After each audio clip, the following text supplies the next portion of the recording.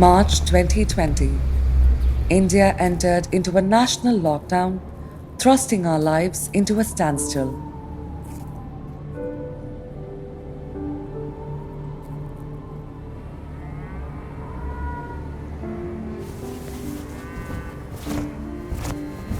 Over 140 million migrant workers, most of whom were informally employed, were left stranded without money and rations. Many, including women and children, were forced to traverse unimaginable distances on foot to go back home. I think this COVID just blew it all up. It brought to light a malaise which existed but nobody saw. But I think the visuals just shook everybody's conscience. And I think it was amazing for Dasra to take this initiative and made us start talking with industry leaders and therefore together building this concept of social compact. As we come to know the reality in our factories, it can be scary, and you are worried that will something ugly be unearthed? I've taken years to build this company, and suddenly can my image be tarnished? Will I be not competitive? Because if my competitors do not join this, my costs will go up. I urge each of us to let go our indifference, get over our fear, and do something so that these migrant workers' plight is improved over time. I think the ask is not that great. What we are talking about is just ensuring these are sort of givens in many Western and developed countries. And why can't we in India move to that in some way?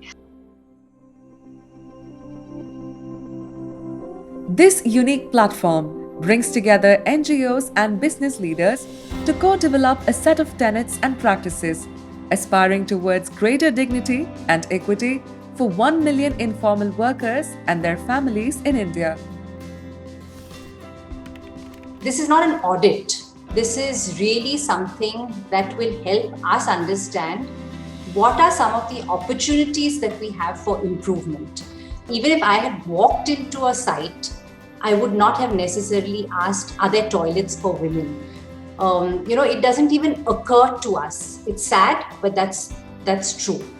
And what we realized is that this is not an HR or an IR issue.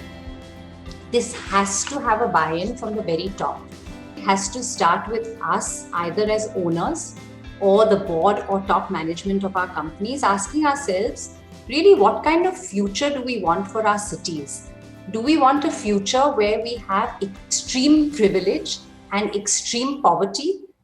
Or do we have one which is much more equitable, dignified, and humane for all? I think the huge importance that is now available from the new consciousness that I see in the industry, in employers, that we need to do more and this should not be repeated. And I think that realization that is kind of, in a way, we are reminded of that business and NGOs can do this together, while state can continue to be pressured to do more, but businesses can also come in more creatively and more accountably to this discussion. We have initiated a pilot with 15 companies across Pune, Mumbai, and Ahmedabad that are engaging with non-profit partners to analyze labor practices in their ecosystem and co-create a bridge plan. High-impact solutions across health, gender, wages, safety, entitlements, and future of work are being created and deployed individually and in collaboration with like-minded peers. Many of our family-owned businesses have a purpose that goes beyond just growth and short-term profits. The future of business is in responsible and sustainable business, and the people in our company ecosystem are a major part of that responsibility. We are committed to make a difference on some of the established ESGs by measuring our current levels of performance and benchmarking ourselves to make continuous improvement.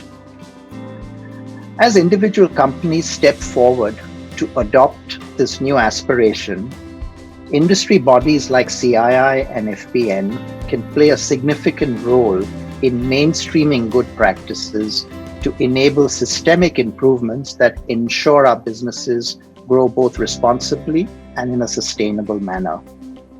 We can share good practices and learn from each other, and in the process motivate others to join us in spreading and scaling these practices to make a real difference. Building on this momentum, the next phase involves deepening the relationship between NGOs and business leaders and scaling up social compact across India with a solutions-first approach. By codifying insights into an automated tool and creating a brand associated with responsible business, we hope to transform the lives of the most vulnerable workers across supply chains. It's a call to action to you, if you're a philanthropist, if you're a corporate leader, to join the movement and support the social compact by implementing practical solutions in your value chains and playing a huge role in ensuring a life of dignity and equity for India's informal workers. The migrant workers' crisis brought realization today. Our aim is to secure for them a better tomorrow. Join Social Compact on this journey to reset aspirations and ensure a dignified future for the most vulnerable workers in India.